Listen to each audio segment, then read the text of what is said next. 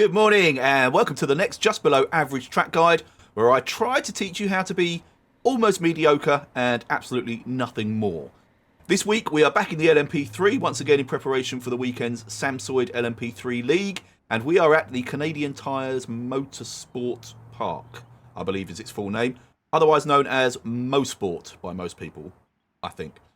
If I remember correctly, this is also the venue of my first ever race in last season's Samsoid League, and I thoroughly enjoyed it. Took a while to get used to it, but became not just below average, but just below average after plenty of laps. So anyway, we'll jump back in, see how we get on. It's a fun track, small short circuit, twisty, uppy, downy. Yeah, it's a good fun one. Let's see how we do.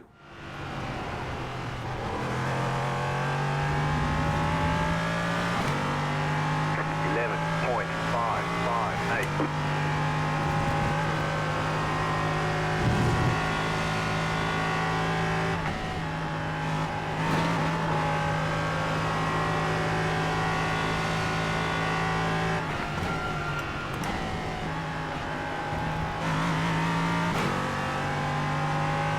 You have about 1 lap of fuel left.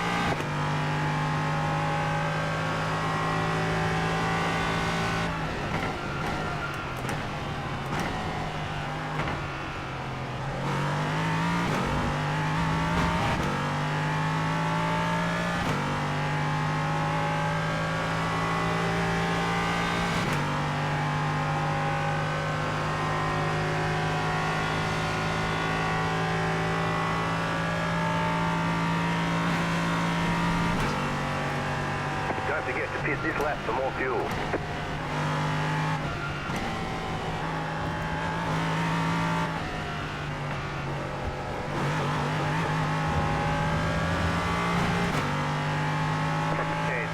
.954. Just set your fastest lap of the session. Right, let's try and talk through the lap. It took a little longer to get up to speed on this one, despite having done it before. Just couldn't remember any of it. Anyway, round the final bend, not a great entrance actually to the start-finish line, but we're over the line and the lap has started. Full throttle all the way through here, ride the curb on the inside, let it drift out to the curb on the outside, then swing over to the right-hand side, then you're going to have a little lift of throttle, tuck it in tight, mind that bump there, but keep the wheel straight and you'll be okay. Back on the throttle, all the way over to the right, then back to the left, down to third gear, roll it in, ride the curb, back on the power as early as you possibly can. Full throttle up here, drift the car out to the right hand side so that you can then sweep round this downhill left-hander, full throttle, and then down the gears, down to third, and then down to second, roll it in here, get really tight. I'm just going to pause it here, okay, and change the camera view very quickly, because you see how tight I've had to get to that curb to get a half decent time. In the cockpit, bear with me, unless you are what I am going to stick by as cheating, which is everybody in this league, apart from myself and Daz Reynolds, I believe, you will have that massive blind spot that you can see there. It's bad on most courses. It's hideous on this course because there's about 3/4 of a second to be gained just by hitting that apex perfectly on this bend. This is the hardest corner on the whole track. It's actually 2 bends. Moss Corner it's called. Let me just come back out to the outboard camera again. It's called Moss Corner. There are 2 apexes, but you got to keep a steady, singular steering angle and just let the car roll through. You're coming down the gears. You're not even braking that much. Your braking's done before you hit this curb here. And then you're going down from, you can see I'm in third gear at the moment. As I roll it on, my steering and my braking doesn't change much. I'm just dropping it down to second. That brings the speed down. Keep rolling it, then down to first, and then you've got to clip that without taking too much curb. But if you go any wider, the car bogs down and you get a terrible exit. Any tighter over that curb, the car hops about and you get a terrible exit. So there is a lot of time to be lost and gained on that. I'm going to call it 1 turn, but it's actually 2 alone. And even more so if you have that massive blind spot. I'm just calling out all you cheats. Anyway, onwards. So, round there, first gear, coming out of here. Full throttle, drift out to the left, let the car straighten up, so you take the shortest possible line, over to the right, stick to the right, stick to the right, full throttle.